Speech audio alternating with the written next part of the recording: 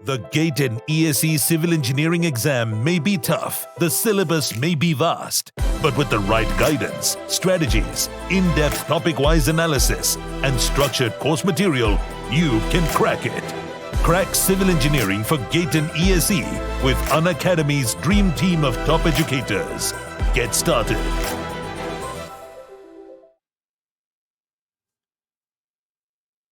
Hello to all. So मेरे दोस्तों, हम लोग पेपर वन के ऑलमोस्ट सारे क्वेश्चंस जो मेरे पार्ट में थे मैंने कंप्लीट कर दिया है। अब आज इस वाले सेशन में पेपर टू के कुछ क्वेश्चंस है जो मैं देख रहा हूँ। तो मेरे दोस्त जो पहला क्वेश्चन ले रहे हैं वो जियोटेक का ले रहे हैं and that is the question from consolidation. अगर आप मेरे क्लास नोट्स को फॉलो करते हो तो कंसोलिडेशन का जो लास्ट क्वेश्चन जो मैं कराता हूँ, ठीक है, सेम क्वेश्चन हूबहू क्वेश्चन है, बस डाटा चेंज है। The concept is same, everything is same. तो मेरे दोस्त अगर आपने वो फॉलो किया होगा तो ये क्वेश्चन जरूर आप बना दिए होगे। तो सवाल क्या बोलता है कि soft saturate clay has a thickness of 6 metre, ठीक है। After 1 year when the clay was consolidated by 50%, the observed settlement was to the tune of 10 centimetre. मतलब 6 मीटर का आपका लेयर, ठीक है। You can see the 50% consolidation will complete in 1 year. और कितना consolidation होगा 50% में? 10 सेंटीमीटर।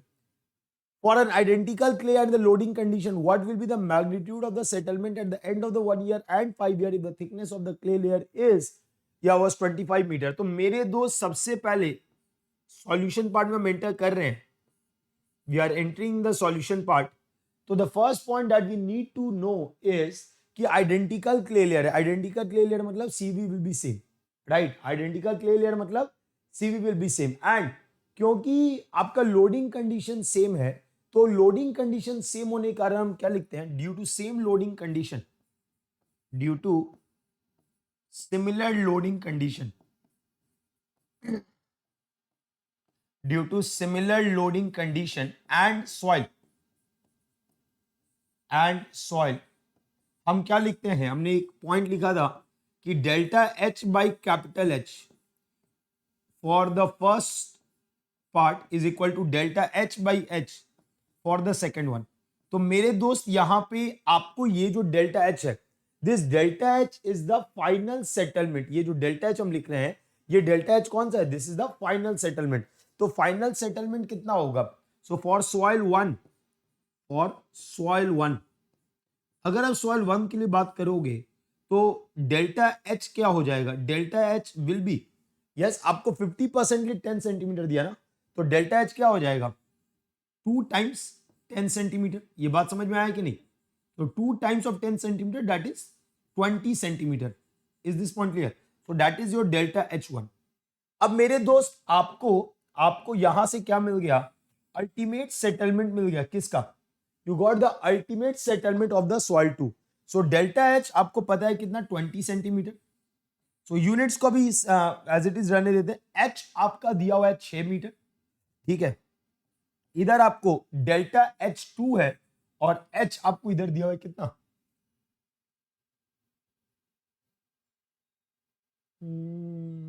25 मीटर। सो मेरे दोस्त यहां से आपका क्या मिल जाएगा? डेल्टा H2 मिल जाएगा, that is 20 into 25 by 6, 20 into 25 by 6, ये आपको मिल जाएगा। तो ये जो वैल्यू आपका आ रहा होगा, this is 83.33 around. This value will be 83.33। अब यूनिट क्या होगा?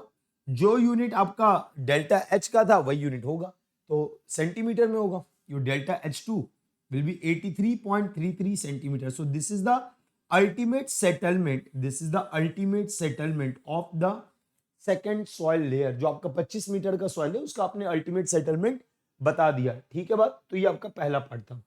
अब मेरे दोस्त नेक्स्ट पार्ट पे एंटर करते हैं। अब हमको क्या निकालना है? सेटलमेंट निकालना है for 1 year and 5 year in the second soil. तो उसको निकालने से पहले, क्योंकि अब देखो सेटलमेंट निकालना है तो मतलब टीवी और यू को लिंक करना है। तो टीवी और यू को हम तभी लिंक कर सकते हैं जब हमको ये पता हो कि आपका जो सेटलमेंट है, मतलब जो कंसोलिडेशन है, वो 60% या उससे कम है कि नहीं। अगर उससे कम है तो आप टीवी बराबर π/4 यू स्क्वायर लगा सकते हो। लेकिन अगर ये डायरेक्ट कनेक्टेड नहीं है, मतलब टीवी आपको यू आप जो आपका है वो 60% से ज्यादा है, तब आप ये फॉर्मूला डायरेक्ट नहीं लगा सकते तो फिर वो लंबा सा फॉर्मूला था -0.33 log ऑफ 1 माइनस यू -0.0851, तो वो आपको लगाना पड़ेगा, राइट। तो यहाँ पे ध्यान देंगे। So due to similar loading आपको ये वैल्यू मिला। नाउ आपको क्या पता है, फॉर सॉइल 1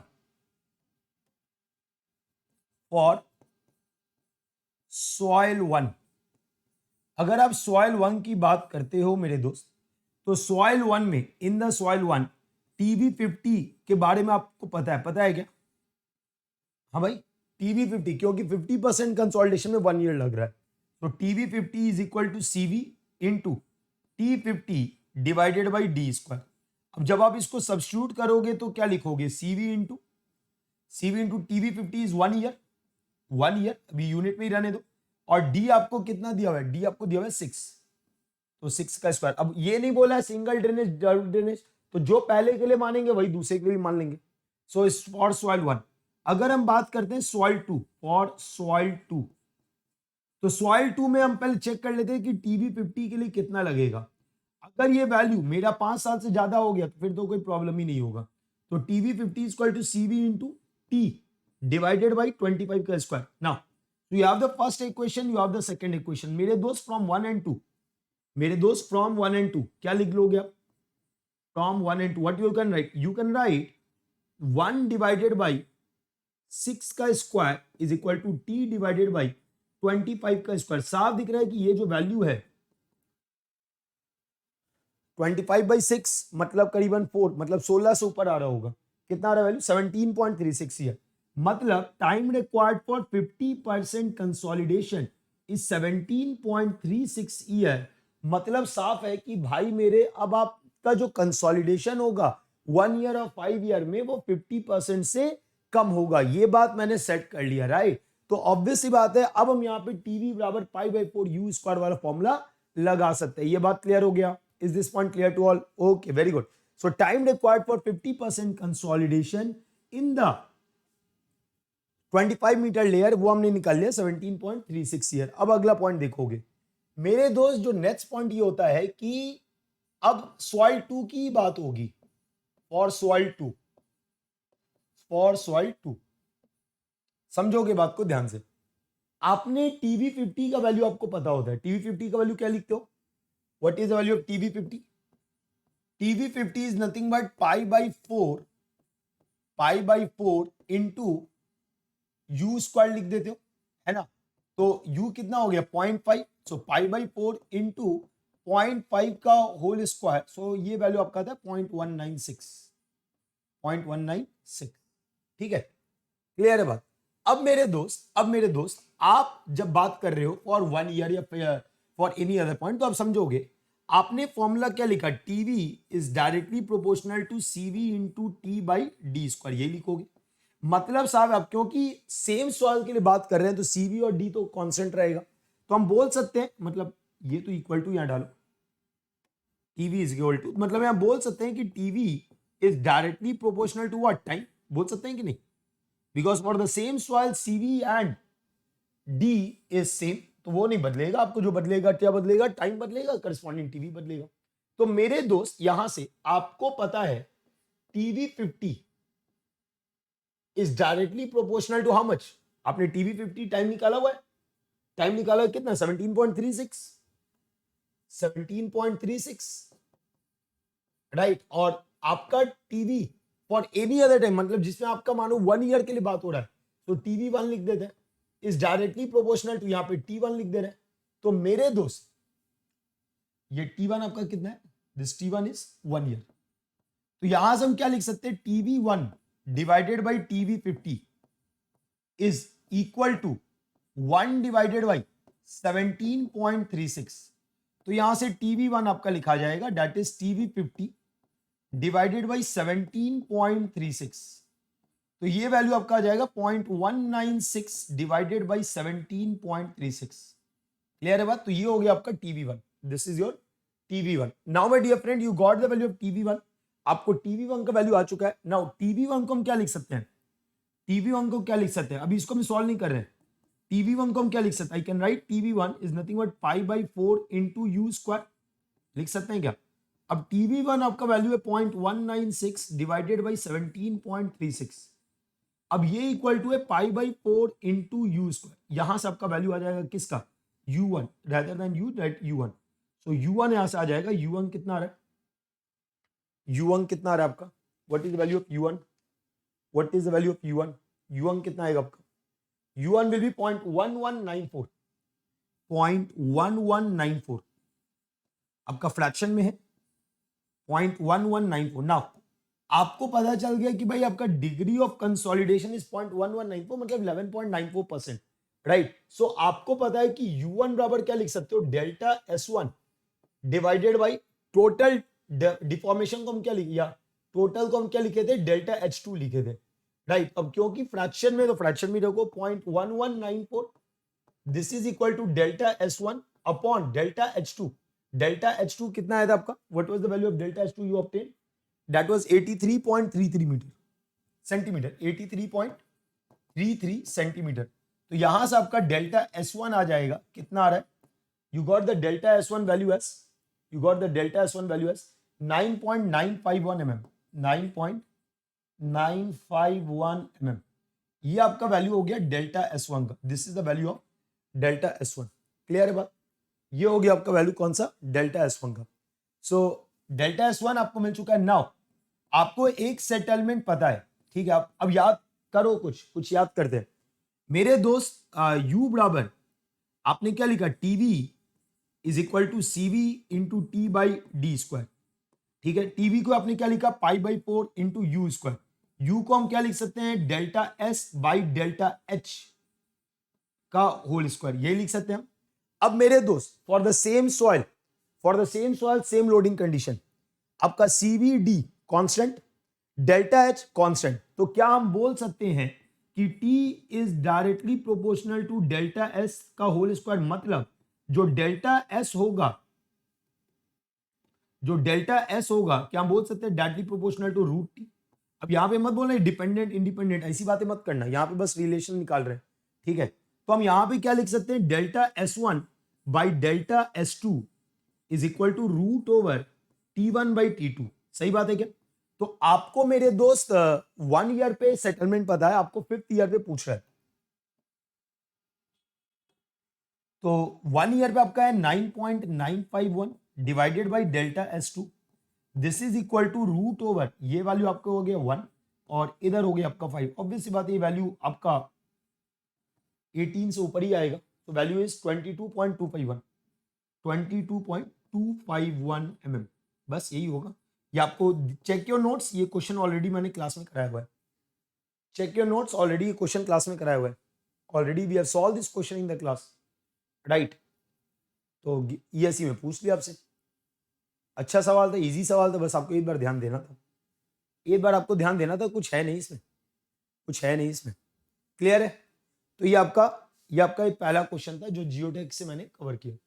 अगला सवाल देखते हैं, let's look at the next question. अब ये सर्वेइंग का क्वेश्चन है, मैंने बारह हमेशा बोला है कि सर्वे का क्वेश्चन डाटा से मत समझो कि डाटा मेरे से हो रहा है नहीं हो रहा है, डाटा हमको दिख रहा है कि, मतलब डाटा से तुम सोचोगे डायरेक्ट आंसर आ जाए, नहीं आएगा, आपको उसको डायग्रामेटिक रिप्रेजेंटेशन देना होता है और उस डायग्रामेटिक रिप्रेजेंटेशन से सवाल आपका बनता है।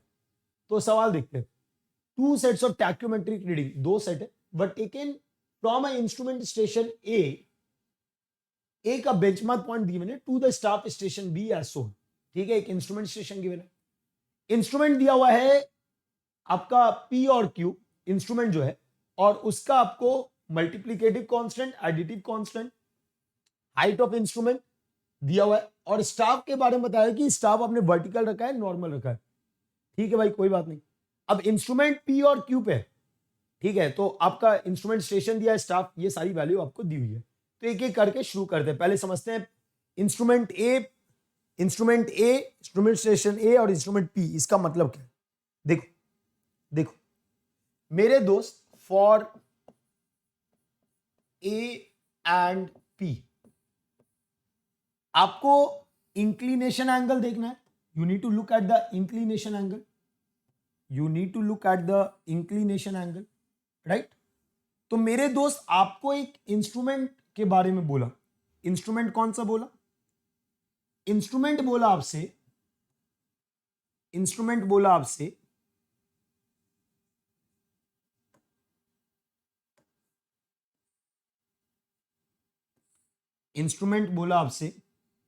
That the instrument is P, ठीक है। और मेरे दोस्त आपका इंस्ट्रूमेंट स्टेशन बोला तो वो और कुछ नहीं आपका बेंचमार्क पॉइंट है, ठीक है, तो उसको आप बोल रहे हो ए। अब मेरे दोस्त यहां पे आपका रेड्यूस लेवल गिवन है ऑफ ए, और जो हाइट ऑफ इंस्ट्रूमेंट आपको दिखा रहा है वो हाइट ऑफ इंस्ट्रूमेंट एक्चुअल में क्या है, that is the back side reading.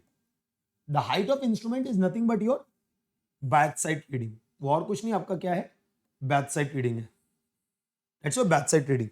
तो मेरे दोस्त आपका बैक साइड रीडिंग कितना दिया हुआ है, बैक साइड रीडिंग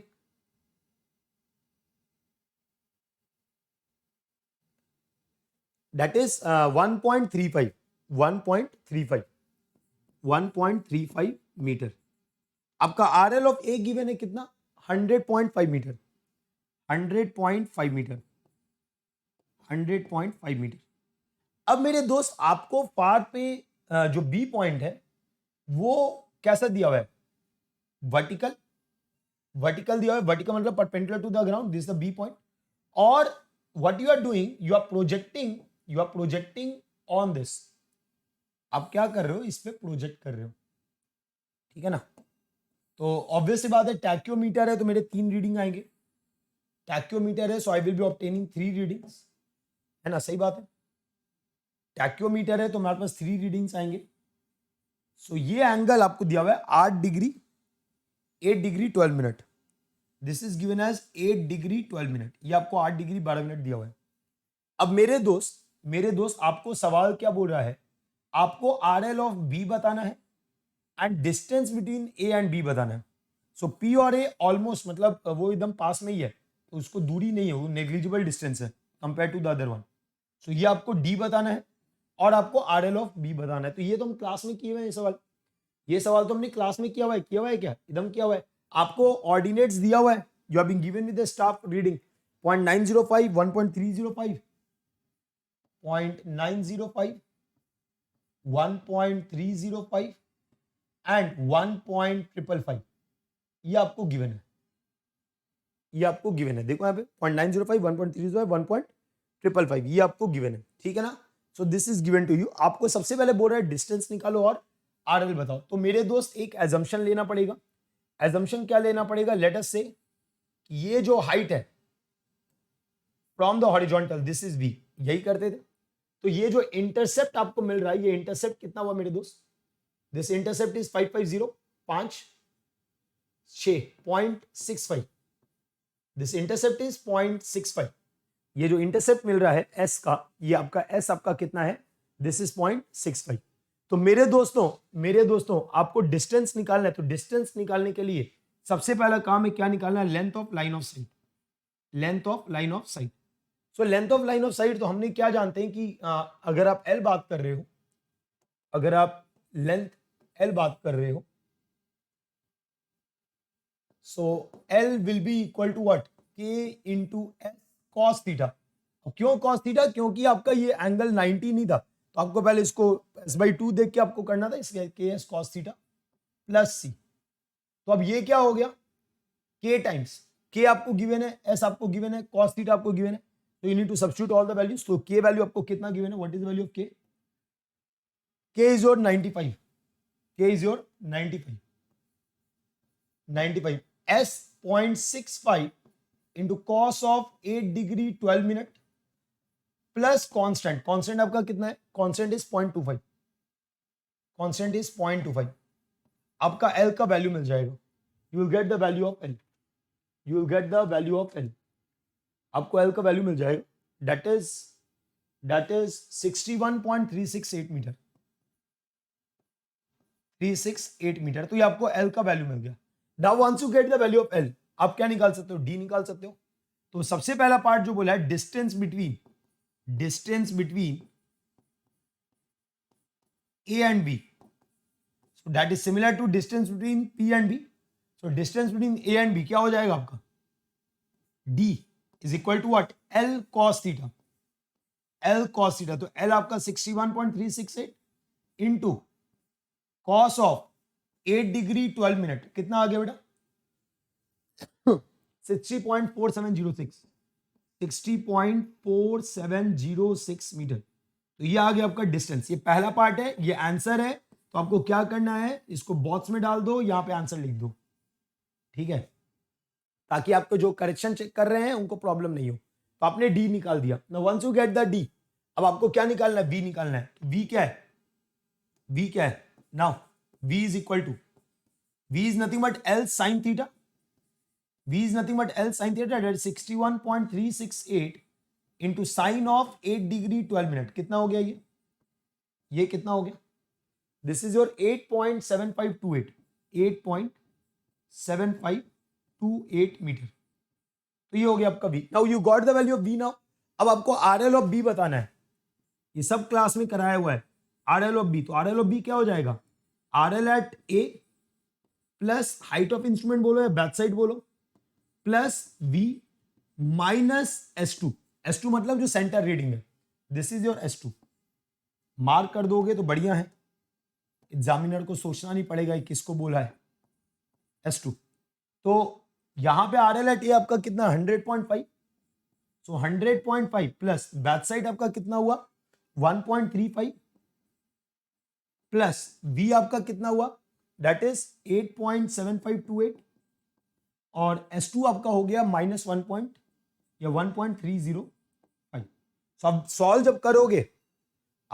जब करोगे, तो ये वैल्यू आपका 109.297, 109.297 मीटर, 297 मीटर। तो ये आपका दो पार्ट का जवाब हो गया। चेक करो, आपने distance between instrument and staff भी बता दिया, रेड्यूस लेवल ऑफ बी भी बता दिया। अब Stadia reading with the instrument Q. अब ये देखो इंस्ट्रूमेंट क्यू का स्टेडिया रीडिंग बोल रहा है निकालने के लिए, ठीक है। अब ये थोड़ा अलग था, देखो है कुछ नहीं, आपको ऑलरेडी ए और बी के बीच में दूरी पता है, ठीक है। बस आपका इंस्ट्रूमेंट बदलेगा, पी की जगह क्यू आ जाएगा और कोई ज्यादा वैसा अंतर नहीं है।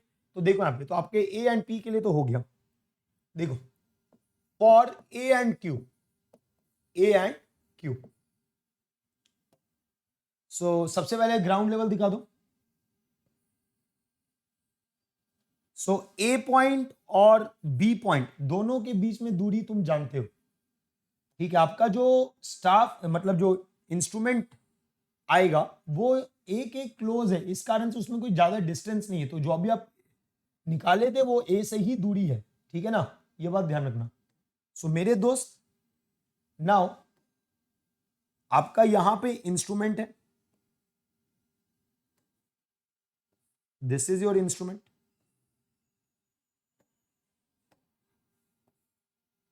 ठीक है। अब अगेन यहां से जो रे निकल रहा है, जो मिड रे हम बोल रहे हैं, that is at a angle of 8 degree 12 minute and the staff जो हम लेने वाले हैं करस्पॉन्डिंग टू क्यू स्टेशन, हमने लोड कैसा लगाना है, we need to apply the load, we need to see कि आपका जो स्टाफ होगा वो कैसा होगा। इट इज नॉर्मल मतलब perpendicular to the line of sight, तो मेरे दोस्त ये आपका पहला जो मिड वैल्यू देगा, ये इसका ऊपर वाला, ठीक है, और देन उसके नीचे वाला। तो ये वैल्यूज हमारे को आना चाहिए, S3 S2 S1, ये वैल्यूज हमको चाहिए होगा, ठीक है। यही आपको निकालने बोल रहा है इस सवाल में, ठीक है। तो जो इंस्ट्रूमेंट है वो दूसरा इंस्ट्रूमेंट आ गया, क्योंकि पहली बात इसका हाइट ऑफ इंस्ट्रूमेंट भी अलग है, इसका हाइट ऑफ इंस्ट्रूमेंट कितना दिया हुआ है 1.4 metre. So this is how much, this is 1.4। RL आपको दिया हुआ है 100.5, ये तो वही है। अब B का भी आपको RL पता है, B का RL आप कितना जान रहे हो, the RL of B is 109.297, 109.297 metre. So B का भी RL आप जान रहे हो। नाउ माय डियर फ्रेंड, आपको B का RL पता है, आपको दूरी भी पता है, कहां से, Q से लेके B तक वो दूरी कहां से पता है, Q से लेके B तक आपको ये दूरी पता है, यू नो दिस डिस्टेंस। तो ये दूरी कितना है आपका, ये डिस्टेंस आपने निकाला 60.4706, ये डिस्टेंस आपने निकाला 60.4706, ये दूरी आपने निकाला हुआ है। ठीक है बात। तो ये सारे डाटा, ये जो दोनों डाटा, ये पिछले जो अभी बनाए थे ए और पी के रेस्पेक्ट में, वहां से निकाल के आपको दे रहे हैं। क्लियर है यहां तक, बात समझ में आया। तो आपको क्या निकालना है, S1 S2 S3 का वैल्यू, बहुत आसान है, इजीली निकल जाएगा। देखो मेरे दोस्त, अगर आप ये लेंथ L निकालो, अगर ये लेंथ L बोले तो L बराबर क्या बोलोगे, you will say this L as KS plus C, not cos theta, KS plus C। अब यहां पे जब K की बात करोगे तो K आपका कितना है, if you talk about the K, it is 90, C is 0.35, K is 90 into S plus 0.35, ये हो जाएगा आपका L। so 90S plus 0.35, ये हो गया आपका L। बात समझ में आ रहा है, L आपका हो गया 90S plus 0.35। आगे बात करते हैं, आगे बात करते हैं। तो L आपका निकल गया। तो अब अगर आप D बात करो, ये जो डिस्टेंस है, तो ये डिस्टेंस डायरेक्टली आपका कंपोनेंट से नहीं आता है। अगर आप ये देखोगे, इट कंसिस्ट ऑफ, अगर यहां देखोगे आप, तो it consist of two parts, it consist of two parts. कौन कौन सा पार्ट, एक L cos of 8 degree 12 minute है ना, और दूसरा अगर ये 8 डिग्री 12 मिनट है तो ये भी 8 डिग्री 12 मिनट होगा। तो दूसरा है आपका S2 cos sine of 8 degree 12 minute, S2 sine of 8 degree 12 minute. सही बात है क्या, सही बात है। तो मेरे दोस्त यहां से आपका जो डिस्टेंस आएगा, तो D बराबर L cos theta, that is 8 degree 12 minute, plus S2 sine of 8 degree 12 minute. बात समझ में आया कि नहीं। तो अपना D का वैल्यू आपको पता है कितना, 60.4706, this is equal to L cos of 8 degree 12 minute plus S2, ये आपको निकालना है साइन ऑफ 8 डिग्री 12 मिनट। ठीक है सर, कोई प्रॉब्लम नहीं है, कोई प्रॉब्लम नहीं है, ये बात समझ में आ गई, ये बात समझ में आ गई। आगे बात करते हैं, ये तो पहला पार्ट था जो हमने निकाला था। अब हमको अननोन कितने हैं, एक S और एक S2, तो एक इक्वेशन और चाहिए। सो एक और इक्वेशन कहां से आ जाएगा, RL ऑफ B से आ जाएगा। तो RL ऑफ B के लिए क्या लिखोगे, what you will right for RL of B, RL of B। अगर तुम RL ऑफ B बात करोगे तो अगेन यहां पे एक वर्टिकल मानना पड़ेगा, इसको हम बोल रहे हैं V1, और ये आपका हो जाएगा that is S1 cos of 8 degree 12 minute, यही होगा ना। सो RL ऑफ B आप क्या लिख रहे होगे, RL of A plus 1.4 plus V1, तो V1 कितना होगा, V1 is how much, L sine of 8 degree 12 minute. ठीक है, और यहां पहुंच के माइनस करोगे, so minus S2 cos of 8 degree 12 minute, ये आपका आ जाएगा। Now you know the RL of B, आपको पता है RL ऑफ B कितना है, that is 109.29। RL of A भी आपको पता है, दैट इज 100.5। आपको हाइट ऑफ इंस्ट्रूमेंट दिख रहा है 1.4 plus L sine theta, L sine of 8 degree 12 minute minus S2 cos of 8 degree 12 minute. तो मेरे दोस्त आप इसको सॉल्व कैसे कर सकते हो, आप L के टर्म में दोनों इक्वेशन लिख दोगे, you will write both the equation in terms of L, you will write both the equation in terms of L, L के टर्म में both equation you are going to write. ठीक है, और L के term में दोनों equation लिखने के बाद आपको कुछ नहीं करना है, you need to just simply differentiate it, you need to just simply not different, मतलब आपको सिंपल क्या करना है ना, इक्वेट करना है। तो अब जब इक्वेट करोगे तो आपके S का जो वैल्यू आ रहा होगा, अब जब इक्वेट, सबसे पहले आप S2 निकाल रहे होगे, तो जो S2 आ रहा होगा that S2 will be equal to, that S2 will be equal to 1.355 metre, that S2 will be equal to 1.355 metre, ये आपका S2 आ गया। Now once you get the value of S2, once you get the value of S2, आप S निकाल सकते हो, once you get the value of S2 आप S निकाल सकते हो। तो S आपका कितना आ रहा होगा, 0.676 मीटर, 0.676 मीटर। ठीक है, आपका S आ गया। नाउ S3 अगर आपको चाहिए, क्योंकि ऊपर वाला पॉइंट मार्क किए थे, तो S2 प्लस S/2, और अगर आपको S1 चाहिए सो S2 माइनस S/2, तो आप करस्पॉन्डिंग आपका वैल्यू आ जाएगा। पहले में आपका आ रहा है 1.023 मीटर और S1 आपका आ रहा है 1.699 metre. So these are the values, clear है बात? So this is your result for the survey, मतलब स्टैक्योमेट्री से सवाल आया था। ऑलमोस्ट सारी बातें हम लोग कर चुके हैं, बस यहाँ पे एक बार वापस से सही से देख लिया, क्लियर है? चलिए, तो ये एक पार्ट था, एक और पार्ट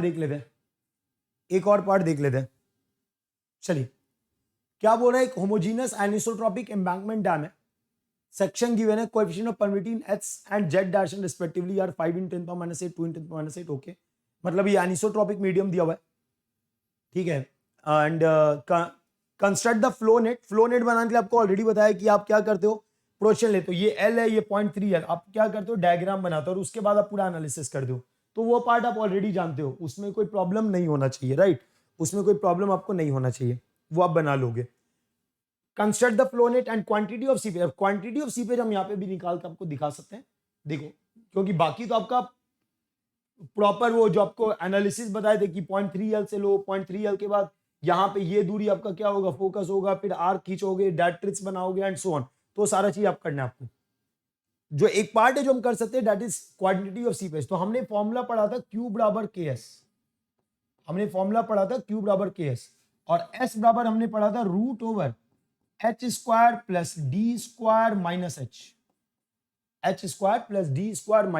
H, ये बात हमने पढ़ा था, याद आया? वी हैव लर्न दिस, ये फॉर्मूला हमने डिराइव किया हुआ है।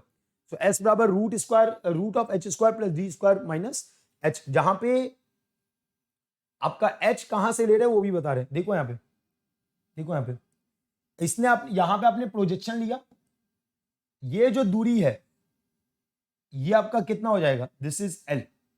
अब हमको क्या करना है, इसका 0.3 L लेना है, इसका कितना लेना है, 0.3 L। जब आप 0.3 L लोगे, ये आपको पहला पॉइंट मिलेगा जो लाई कर रहेगा on the phreatic line. This is the first point जो आपको लाई करेगा ऑन द फ्रियाटिक लाइन। तो मेरे दोस्त यहां से लेके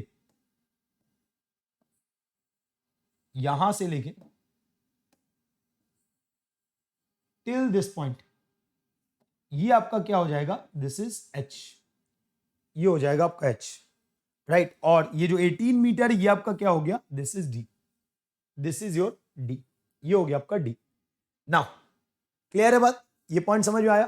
तो नाउ मेरे दोस्त यहां पे, अब क्योंकि ये एनिसोट्रॉपिक मीडियम है, तो जो भी मेरा H आएगा उसको पहले हमको क्या करना पड़ेगा, कन्वर्ट करना पड़ेगा। We need to convert. कैसे कन्वर्ट कर रहे होंगे, कैसे हम कन्वर्ट कर रहे होंगे, रूट हमने अगर हॉरिजॉन्टल पता है कि उसको ट्रांसफॉर्म करके आइसोट्रॉपिक लाना है, तो जो डायमेंशन है उसको √/KY/KH से मल्टीप्लाई कर देते हैं, और इक्विवेलेंट परमिटिविटी निकालने के लिए K = √/KH × KY। उस तरीके से हम लोग क्वेश्चन को बना रहे होते हैं, राइट? उस तरीके से हम लोग क्वेश्चन को बना रहे होते हैं। तो देखो यहाँ पे सब लोग, तो सबसे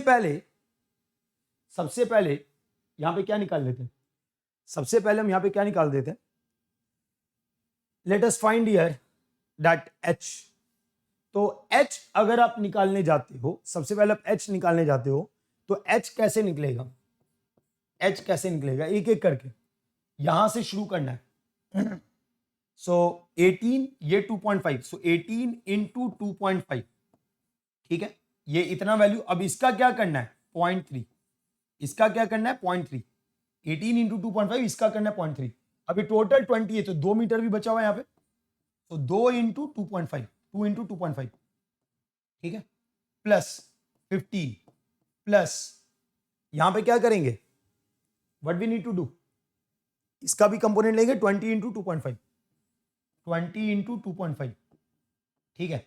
देन माइनस करेंगे, ये दूरी गिवन होगा 15.5, ये दूरी है 15.5 गिवन है क्वेश्चन में। सो माइनस ऑफ 15.5, तो ये वैल्यू आपको मिल जाएगा। तो ये वैल्यू आपका कितना हो गया, दिस वैल्यू इज 68 मीटर, ये वैल्यू आया आपका 68 मीटर। लेकिन ये एनिसोट्रॉपिक में, आपको आइसोट्रॉपिक में कन्वर्ट करना है। So transformed length, transformed length, तो ट्रांसफॉर्म्ड लेंथ कितना हो जाएगा, h into root over ky by kh। अब जिसको सॉल्व करोगे वैल्यू आ रहा है 43.0069 मीटर, 43.0069 मीटर, ये आपका ट्रांसफॉर्म लेंथ आ जाएगा। So got the transform length h is equal to 43.0069। अब d आप जान रहे हो, पुट हियर h स्क्वायर कितना है 43.0069 का होल स्क्वायर प्लस 18 का स्क्वायर माइनस 43.0069, कितना आ रहा है वैल्यू, कितना आ रहा है वैल्यू आपका s का, the value of s will be 3.614, the value of s will be 3.614, ये आपका s का वैल्यू आ गया। You got the value of s, आपको s का वैल्यू मिल चुका है। Now since you got the value of s, the next part is q बराबर kh, तो k निकालना है पहले, तो k बराबर क्या हो जाएगा, root over kh into ky, that is root over kh आपका कितना है, kh is your 5 into 10 power minus 8, 5 into 10 power minus 8, और ky आपका है 2 इंटू 10 पावर माइनस 8, तो 10 पावर माइनस 8 बारह आ जाएगा, रूट 10, 5 इंटू 2, 2.2 इंटू 1.414, कितना आ रहा है 3.16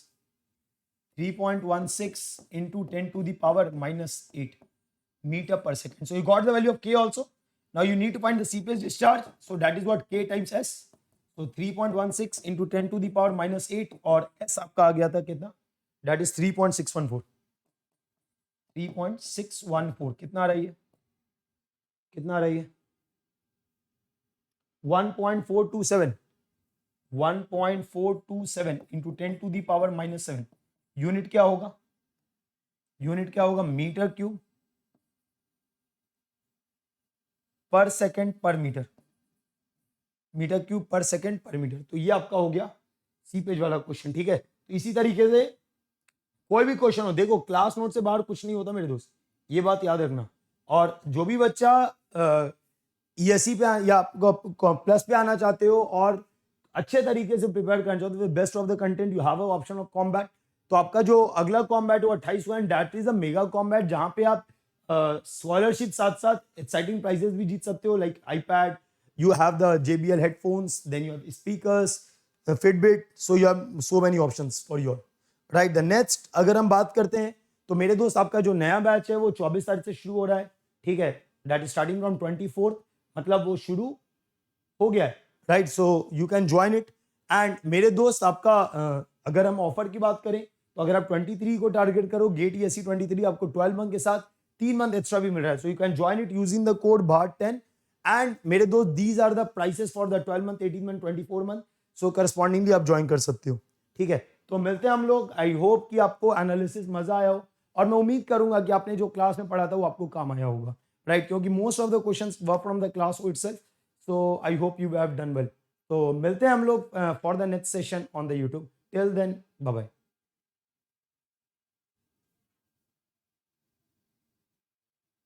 The GATE and ESE civil engineering exam may be tough, the syllabus may be vast, but with the right guidance, strategies, in-depth topic-wise analysis, and structured course material, you can crack it. Crack civil engineering for GATE and ESE with Unacademy's dream team of top educators. Get started. It's time to experience something glorious. Unacademy Combat. Compete, crack, conquer. A challenging GATE contest engineered to give you an experience like none other. where you put your knowledge to test. and battle it out with the best. To bring out the best in you, Unacademy Combat is the most competitive, gamified contest for GATE till date, with the best of the questions by best educators. With detailed video solutions from top educators right after each contest. Combat live with peers to get real-time rankings and win big. Participate in every contest to improve your ratings. Challenging contests every fortnight or alternate Sunday. Live ranking after every question. Big rewards for top rankers. Your passion to crack GATE deserves this. Your hard work towards your dream deserves this. Fuel your inner fire for the ultimate gate challenge. Unacademy Combat. Register now.